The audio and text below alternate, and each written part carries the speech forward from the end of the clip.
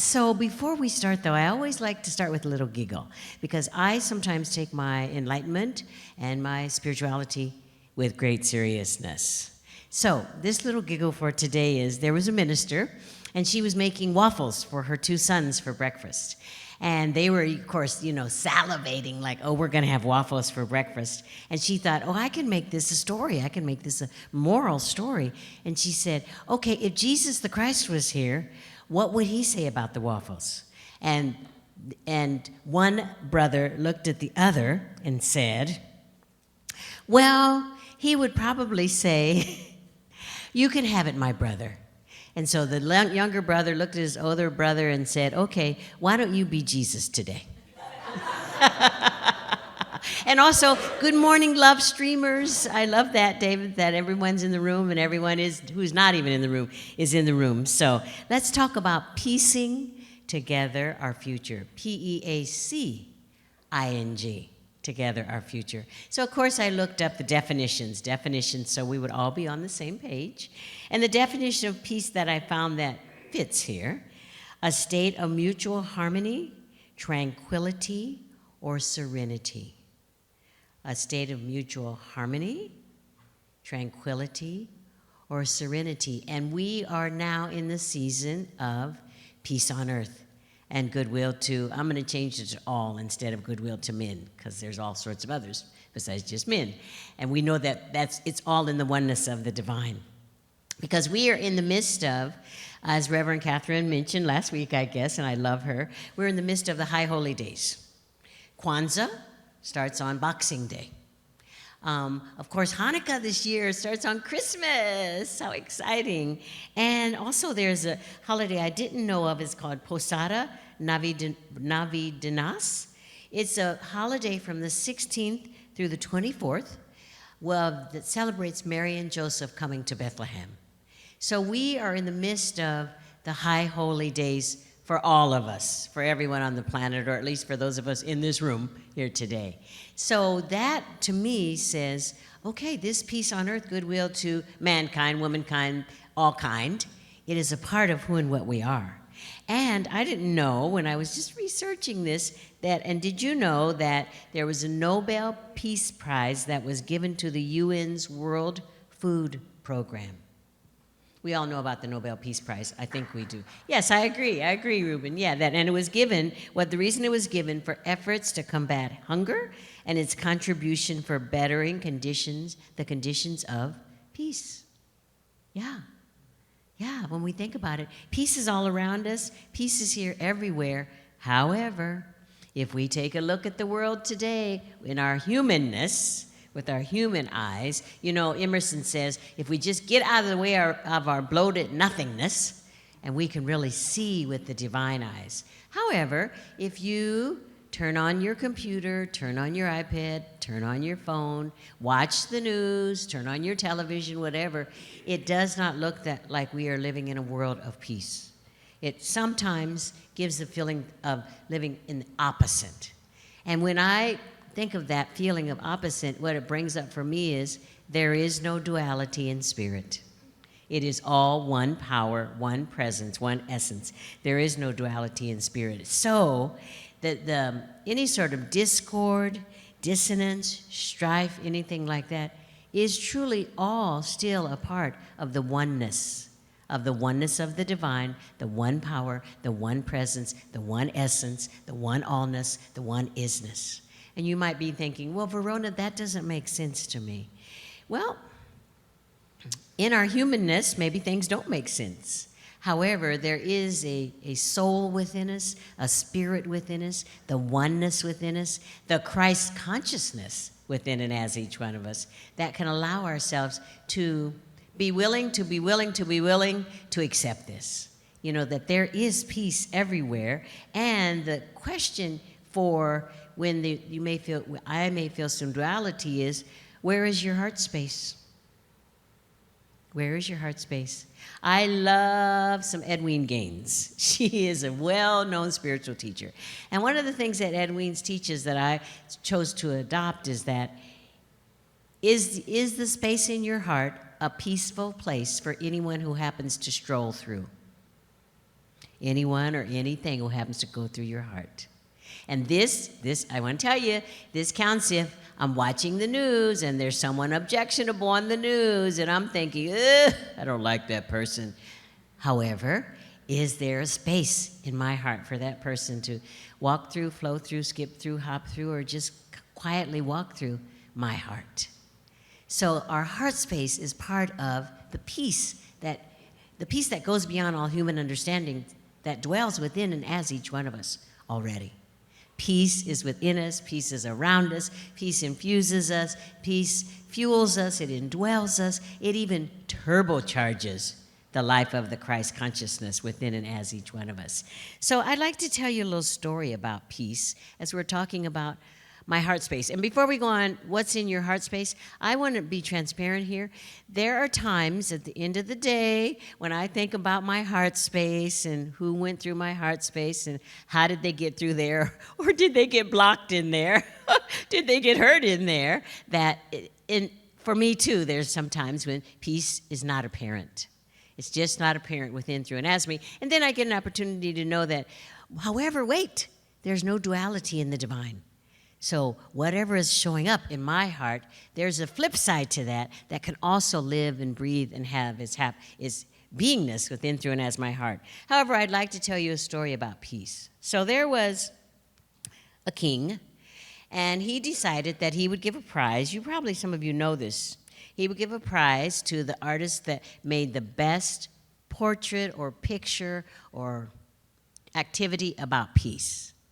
So everybody in the kingdom went about making paintings about peace. And they were depicting all sorts of wonderful, glorious meadows and mountaintops and all sorts of things that to them meant peace. And they went about mirroring. They lived in a gorgeous valley with mountains and rivers and lakes. And so they went about mirroring all of this. And so the contest went on. And then, a certain amount of time, when the king announced the winner, everyone was upset because the winner was a painting that had lightning, it had the mountains, but the lakes, the waves on the lakes were all going along, and there was all sorts of looked to be chaotic things going on. However, in the midst of this painting, down in the corner, there was a tree, and in this tree was a bird, and this bird had built a nest, and this nest was holding this bird and this bird's offspring.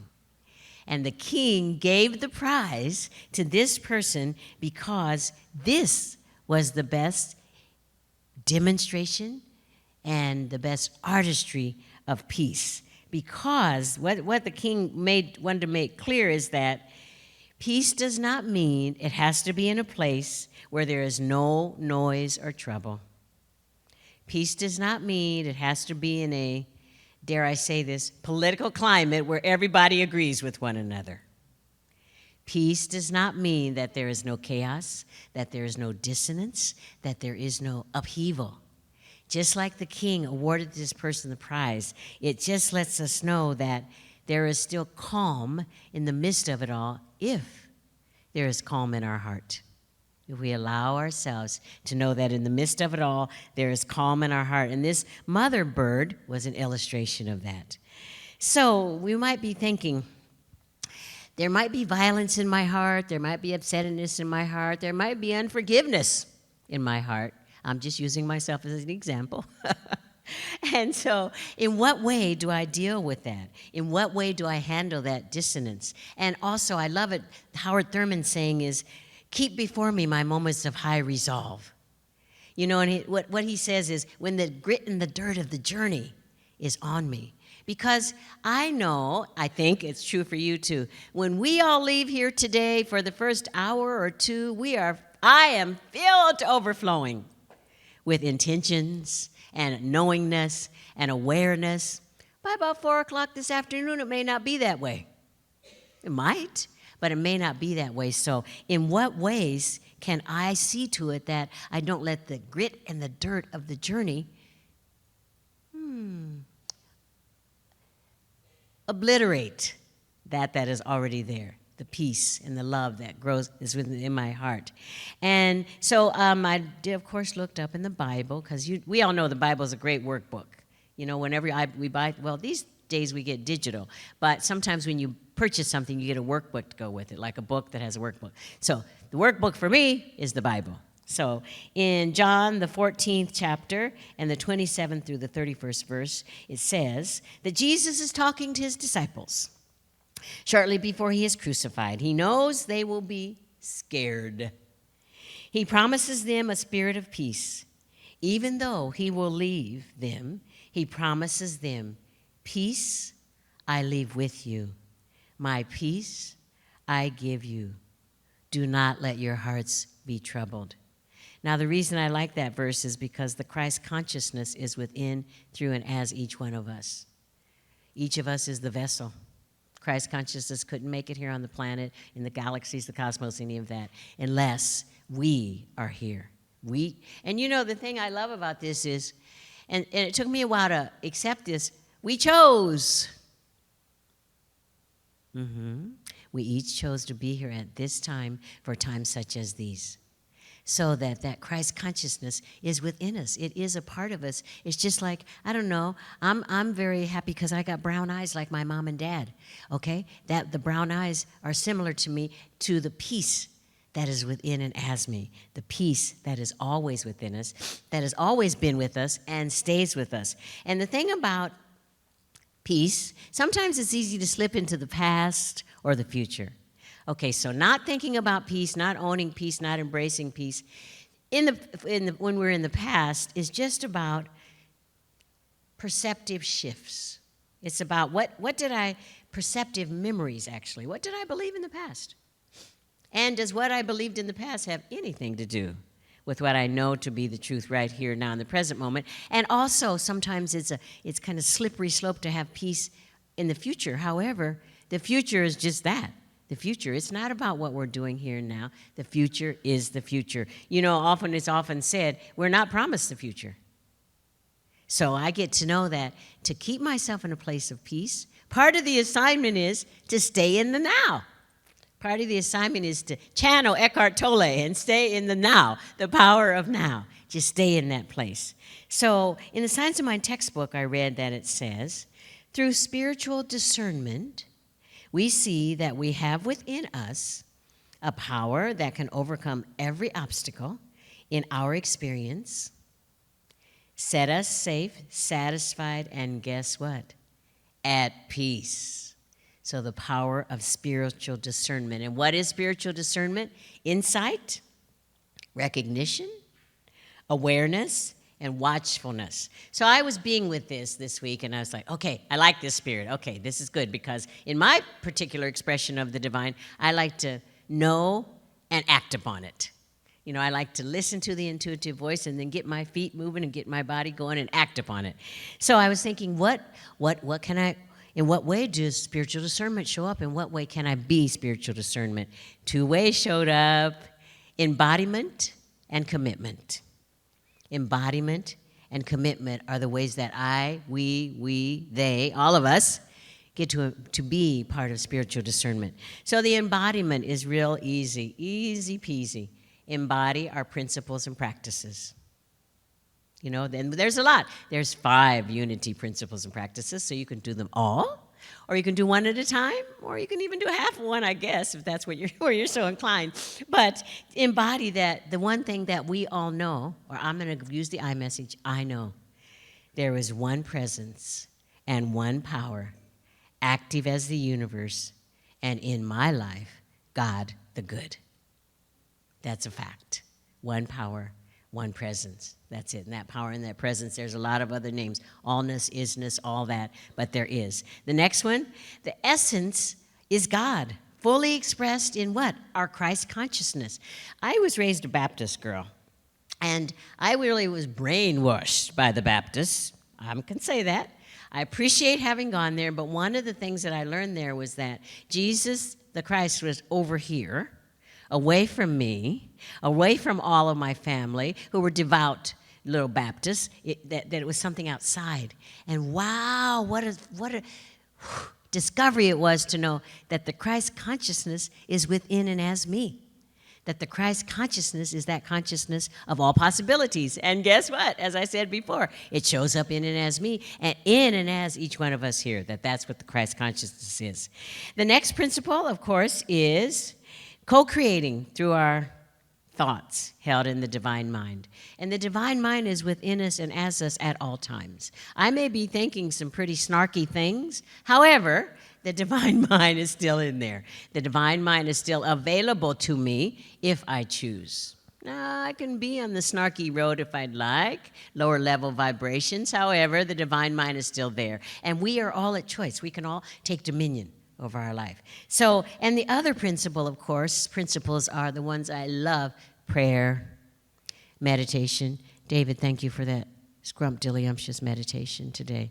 I thought, okay, I don't have to get up and speak. We've already been spiritually fed. But prayer, meditation, and affirmations. With these 3 simple practices, we align with God, living the truth.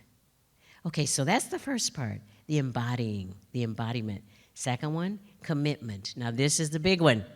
Commit to self-responsibility.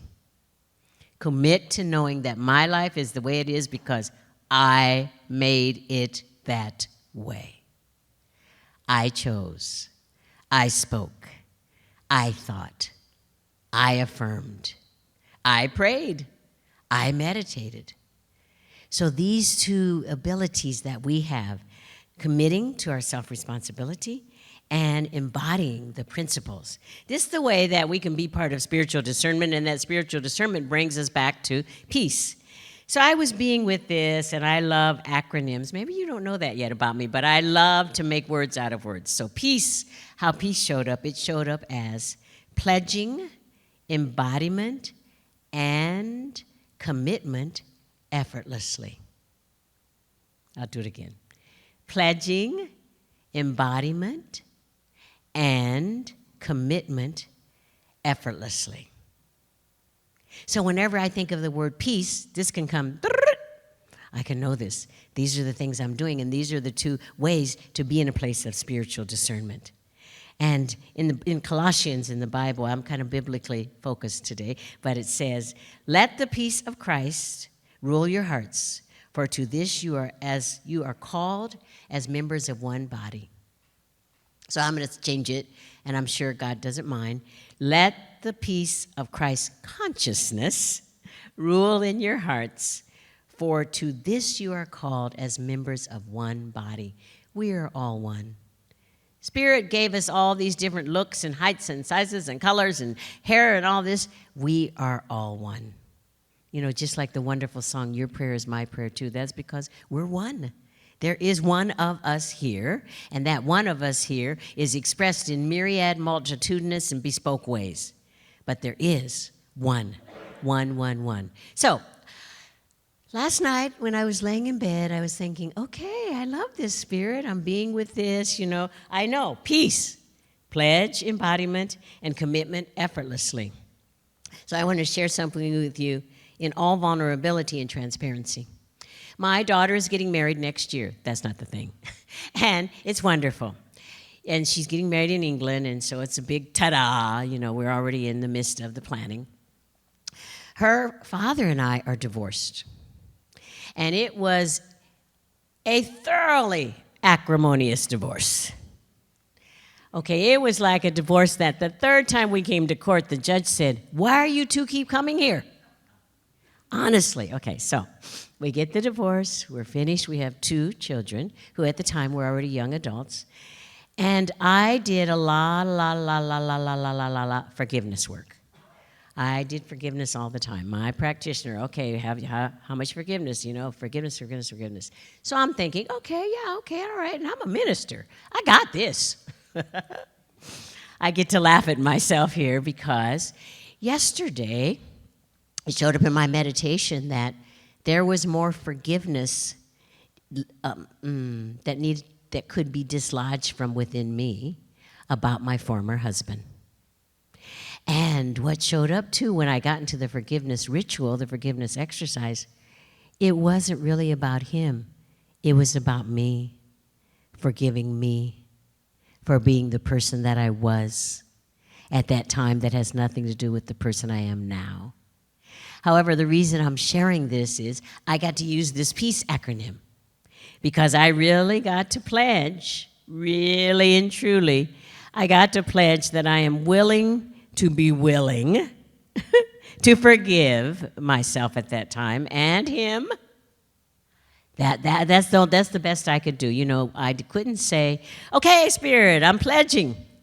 No, I'm willing to be willing to pledge the embodiment of the peace of the divine that I am and be committed effortlessly. And the commitment part is self-responsibility. And I don't like this. I'm going to share it with you. The self-responsibility part was, I'm upset with me. However, we all know that since we are an embodiment of peace, since we are a bastion of peace, that I get an opportunity to know that that peace is within me and allow myself to be still and let it bubble up from within me, or I'd like it to come up like a geyser within me, so that I can also use this same acronym, pledging embodiment and commitment effortlessly. Because as I said, now's the time. We're the ones. I chose, you chose, we chose to be here at this time of peace, peace and goodwill to all, at this time of peace within our hearts, at this time so that every night when you wash your face, brush your teeth, and before you lay down in bed, I can think, or you can think, was there peace in my heart today? Was there anyone who came through my heart today who encountered something that looked like something unlike itself? Knowing that there is nothing unlike itself. There is no duality in the divine. It all shows up for our expansion and learning and spaciousness and growth and so much more, knowing that it is all about God the Good. And where is God the Good? When you get back in your car today and look in the rearview mirror, there's God the Good. There is he, she, it, they, whatever we'd like to call it. So I just want to invite you today to use this acronym to establish an island of peace within your own soul. Sounds yummy, huh? Sounds good to me. Just to establish an island of peace. It can be a whole ocean. I mean, it can be islands and islands and islands and islands and islands in a whole ocean. It can be the Indian Ocean, the Red Sea, everything, the Pacific, the Atlantic. However, for me and for what I would like to invite you, just establish an island of peace within your own soul. And in that island of peace, allow yourself to remember to pledge the embodiment and commit effortlessly. Blessings.